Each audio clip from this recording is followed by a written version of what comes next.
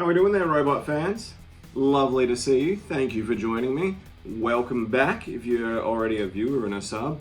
Just the first part if you're new to the channel, and throw the sub this way so then you can be a part of these next things.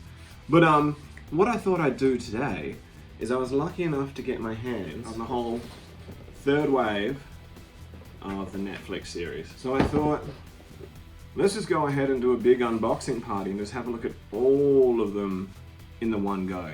It's not like anyone amongst this assortment is like a new mold or exciting re-sculpt or anything like that, but they are cool nonetheless. And I, for one, am just so excited that I was able to get the whole smorgasbord in the one shot. Stay tuned, I'll see you after the jump for the next installment of the Netflicticons. The year is 2021. The place, Australia. This is the Netflicticons. Let's get into it, shall we? Deep cover! No cool diorama piece anymore. That's a bit of a bummer. In what universe is it okay that deep cover has two different figures available and there still hasn't been a remold, resculpt into a Marta Wheeljack? Even if the scar was just like a tampo or something, why two deep covers? Why not a Marta Wheeljack? He'd be so good, just do it! He looks more or less exactly like you'd expect, like a blue version of Sideswipe and Red Alert. I thought I'd go ahead and get this one, not just for the, the sheer fun play value of getting the whole wave, but because then Sideswipe can have a few more of his strikers. Sideswipe strikers comes courtesy of Rob. Woo! I do like all this battle damage. I'm tempted just to pretend that he's another zombie. I mean, I know the blue isn't super zombie colors compared to the others, but I want more zombies. They also weren't particularly exciting in the use of accessories for this guy. He comes with the same Sideswipe, shoulder canoon, and then, you can double it up. Beep. For some extra canoon action. I'm not Sideswipe. I'm deep cover.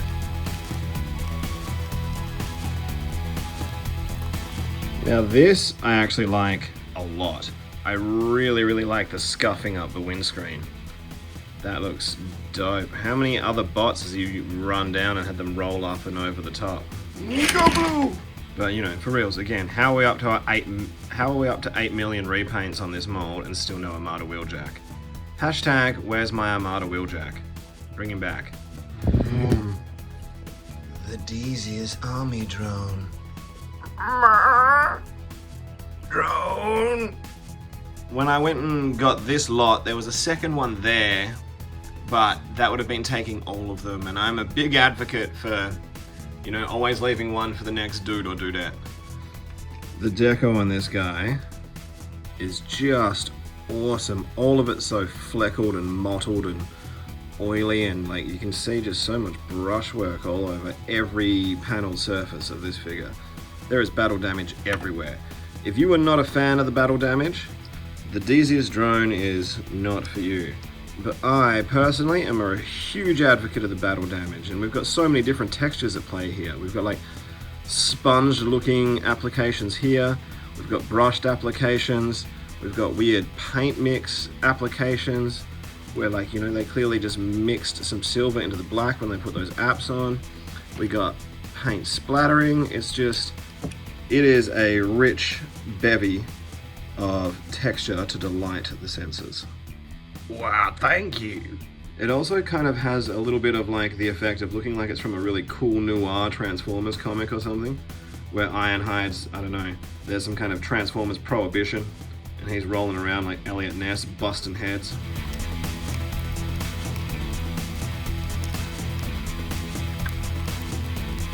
Look at the apps! They're just amazing. It is a little bit weird that there's no damage in this little back quarter, but I can forgive that because the rest of it looks so awesome. It looks great in real life, but it looks exceptional on camera. It's like those drones must have been sitting there deactivated for centuries, and then we serve. Love it. What's going on here? You're good Ironhide. I'm bad Ironhide. Little goody two shoes, little goody two shoes, little goody two shoes. Huh?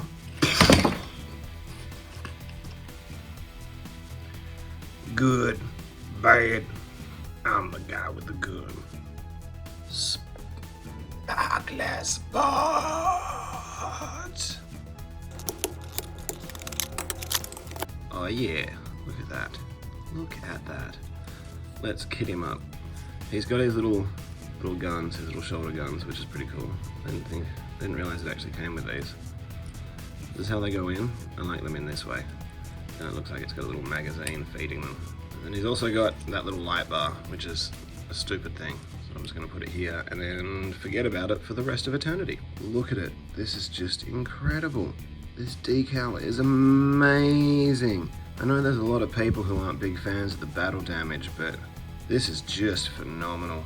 Ugh. What I think is so impressive about this particular release is this mold is my least favorite mold in the entire War for Cybertron trilogy. Like, this version of Prowl, I hate it. I hate it so much, I didn't bother picking up any of the other remold, repaints, other bros. Not a single one of them. But this little zombie bro, he's just awesome. Just awesome. I really wish, instead of getting another deep cover, there had been a sparkless version of that mold as well. I'm afraid that we're not going to get any more. And that makes me sad, because he looks so awesome. And I think we all know when it comes to zombies, right? One zombie isn't scary. One zombie is like, you know, not a big deal. Anyone can take one zombie. I've watched Walking Dead. Carl's killed one zombie. Well, before one zombie got him, but still. So, you know, ding! Friend! Oh, yeah.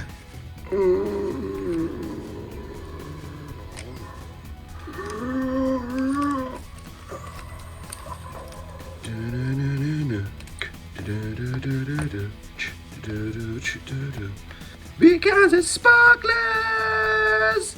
Sparkless now! I went past a different Kmart and they had bulk stock out, so I didn't feel too guilty making a second purchase and picking up a second one. I still left another one there for the next bro. Ideally, I would love to have 3 of these and 2 of the Voyagers. The Voyagers aren't out yet in Australia, but I'll keep waiting. I want to make sure everyone gets a chance to get at least one before I, you know, get into the army building.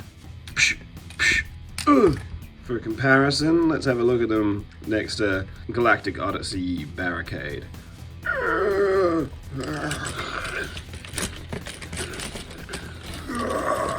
Let's go ahead and have a look at one of them in vehicle mode, shall we?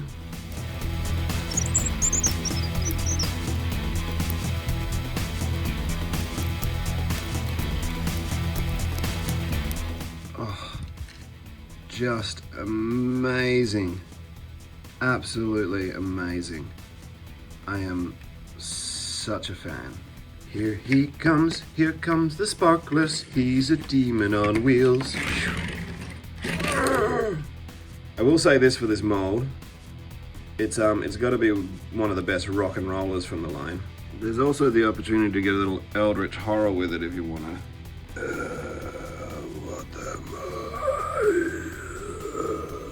Is it just me, or when it comes to these Sparkless Bots, did they really miss a beat by not making one of them a weaponizer? And lastly, good old, I'm a cheetah, call me Cheetor, I'm so clever. So, whilst this isn't, you know, a new mold, this is a new mold to me. I didn't actually pick up the mainline regular release of Cheetor, because I didn't think he was that good. But I was able to get the Netflix ones for cheaper than the regular release, and the whole wave thing has been a blast. I kept hoping these legs would be a little less of an eyesore in real life, and the shins front on you don't notice as much, but these tiny little like booties do not do it for me. And this shoulder business, it's weird. I guess it's clever articulation in a sense, but oh man, I don't know if it's worth it, right? That's what's so weird about this figure not being that great. All you kind of had to do was modernize the existing transformation pattern and play scale and everything, and it would have worked fine. This, for me, I gotta say, I've only been mucking about with him for a few seconds, and he is definitely the weakest of the Beast Wars revamps. I guess at least this one's kind of more show accurate in its color scheme, but then you don't have the blue shins. And I thought the whole Netflix dealio was some premium decos. It's a pretty cool head sculpt. For some reason he comes with his trans metal weapon, which didn't super make sense on his trans metal self either, but at least, you know, you had the whole this form's largely accidental thing to fall back on, and he had jets. You gotta do something with the tail. Where's our guts gun? We know they're not shy about parts forming, so it's just a bit of an odd choice. That cheetah head is nicely detailed.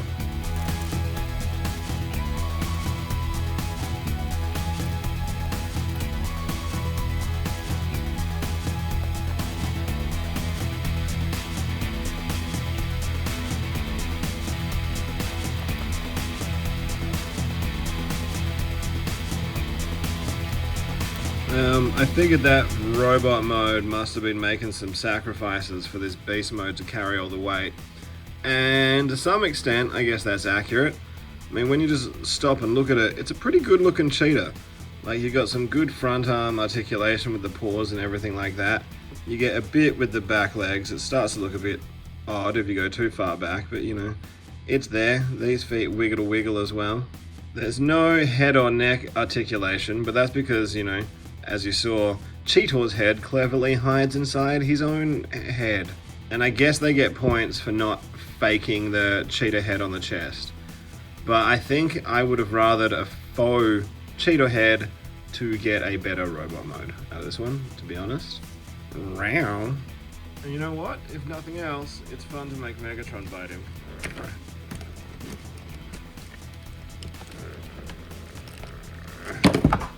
And there we have it. There's the gang all together. Thank you so much to everybody who's made it this far.